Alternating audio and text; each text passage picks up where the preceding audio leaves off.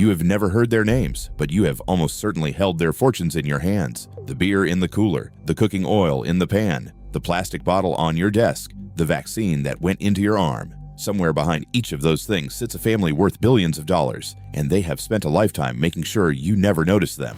These are the quiet dynasties of Asia, not the loud billionaires you already know, the other ones. The families who own the factory behind the brand, the bank behind the loan, the empire behind the everyday. 10 of them spread across 5 countries, together worth more than $180 billion. And almost none of them will ever show you their face. Tonight we count them down from number 10 to number 1. And by the end, you will see the single pattern that built every one of these fortunes, a pattern hiding in plain sight. Stay with me, because number 1 is a woman who went from housewife to the richest of her kind on the entire continent, and she got there almost by accident. Let's begin. Number 10. The Ayala family of the Philippines, worth around $3.4 billion.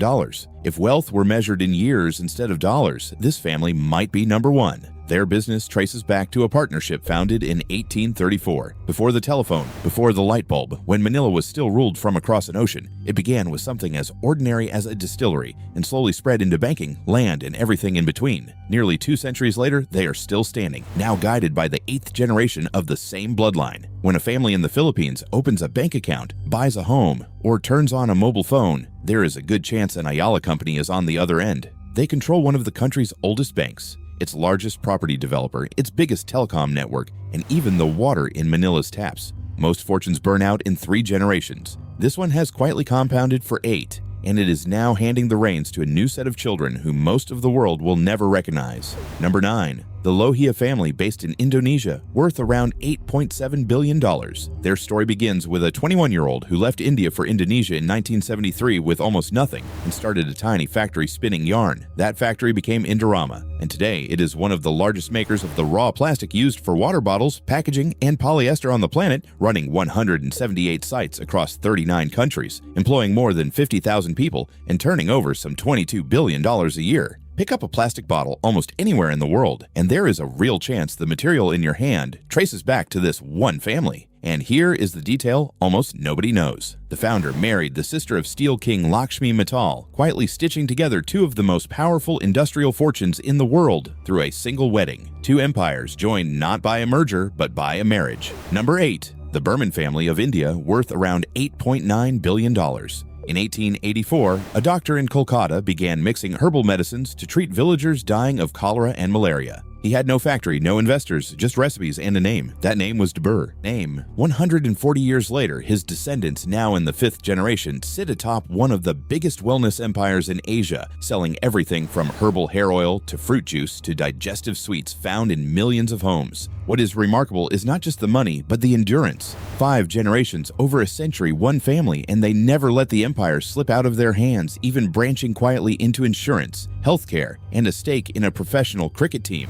Number 7. The Sirivadhanabhakdi family of Thailand, worth around $10.5 billion. The patriarch, Charoen, was the 6th of 11 children. He left school as a young boy to help feed his family, selling goods on the street. He would become the man behind Thailand's most famous beer, Chang, and a beverage empire that stretches across Southeast Asia. But beer is only the surface. This family quietly controls hypermarkets, hotels, and some of the most valuable land in Bangkok, so much land that they are sometimes called the biggest private landlords in the country. In 2025, in his 80s, Charoen quietly divided his empire among his 5 children, setting up the next generation to run it long after his name fades from the headlines. Number 6. The Kuok family of Malaysia, worth around $13 billion. The patriarch, Robert Kuok, is a living legend who turned 102 years old in 2025. He started by trading rice and sugar and cornered so much of the sugar market that they called him the Sugar King of Asia. But the real empire is bigger than sweetness. The family is tied to Wilmar, the largest palm oil refiner on earth, which means the cooking oil in kitchens across Asia and beyond often flows through their business. They also built the Shangri-La luxury hotel chain, the kind of 5-star palace found in the world's great cities, where guests sip cocktails without any idea whose empire they are sitting inside. Robert Kuok was born the son of a rice trader, and he built all of this from that single humble trade. And now his children, including a daughter running one of the crown jewel companies, are stepping into a legacy that most travelers have enjoyed without ever knowing the name behind it.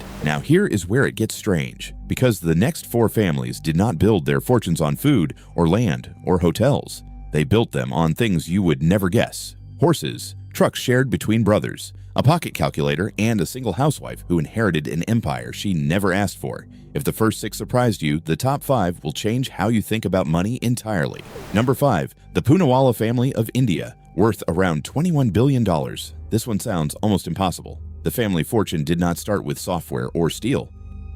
It started with horses. Decades ago, they ran a horse breeding stud farm and realized the animals could be used to produce serum for medicines. From that strange beginning grew the Serum Institute of India, which today is the largest vaccine manufacturer in the entire world, producing more than 1.5 billion doses every single year. If you were vaccinated as a child anywhere in the developing world, there is a real chance one of those doses came from this family. During the recent global pandemic, they mass-produced one of the world's most widely used vaccines and helped immunize a large share of the planet, quietly saving more lives than almost any business on Earth. And the son who now runs it, Nadar, once bought a single painting for a record price that made global headlines, a rare flash of visibility from a family that usually prefers the shadows and the horses. Number 4. The Hinduja family, worth around $22 billion, and by some British measures far more, close to £38 billion, which has made them the richest family in the United Kingdom for years running. Yet outside of certain circles, almost no one can name them.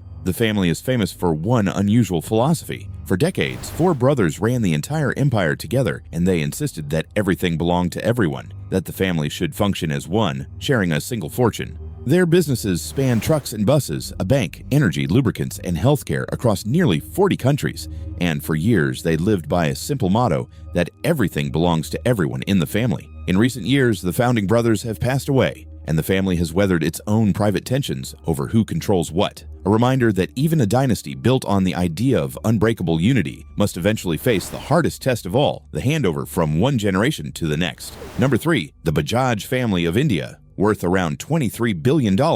If you have ever seen a small motorcycle or a 3-wheeled auto rickshaw buzzing through the streets of Asia, you have seen this family's work. The Bajaj Group is almost 100 years old, and it grew from those humble 2-wheelers into a financial powerhouse, with a lending and insurance arm that has become one of the most valuable in India. The group spans nearly 40 companies and over 100,000 employees. The late patriarch, Rahul Bajaj, was known for his blunt honesty and refusal to bow to anyone, and today, his sons run the 2 halves of the empire, one steering the machines, the other steering the money. Number 2. The Nadar family of India, worth around $34 billion.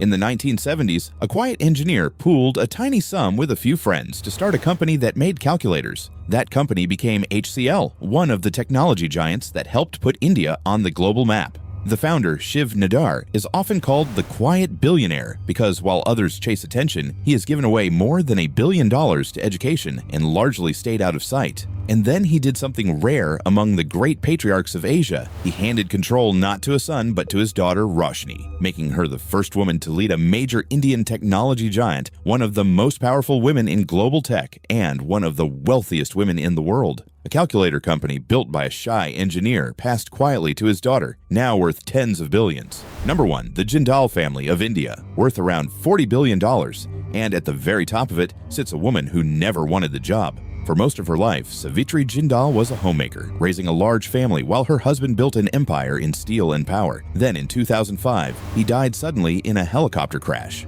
The empire could have shattered. Instead, this woman stepped forward, held the family together, divided the businesses among her sons, and watched the fortune grow to make her the richest woman in all of Asia and one of the richest people on the planet. A housewife who became a titan, almost by accident, sitting on a $40 billion throne that the world barely knows exists. So there they are, 10 families, 5 countries, more than $180 billion.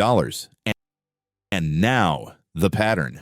Look closely, and every single one of these fortunes began with something almost embarrassingly small. A stud farm, a yarn shop, herbal medicine for the poor, a boy selling goods on the street, a calculator, a rickshaw. None of them started rich. They started with one dull, unglamorous product, and they made it better than anyone else, for longer than anyone else. And then they did the second thing. They refused to split apart. Generation after generation, they kept the family and the fortune together, handing it down like a single unbroken chain. And notice who is inheriting it now. A daughter running the hotels, a daughter running the tech giant, a mother holding the steel empire. The quiet dynasties of Asia are increasingly being led by their women. That is the real secret. Not luck. Not one lucky bet, just a boring beginning. an obsession with one craft, and a refusal to ever let the family break. The loud billionaires you already know, the ones with the rockets and the interviews and the names on every building, they are only half the story of money. The other half is written by families like these. They own the ordinary.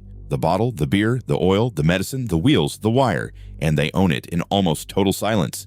They didn't get rich by being loud, they got rich by being patient, by thinking in generations instead of quarters, and by making sure you were looking somewhere else the entire time. If this pulled back the curtain even a little, take a second to subscribe, because next time we go deeper inside the families who quietly own the world. Thanks for watching, and I'll see you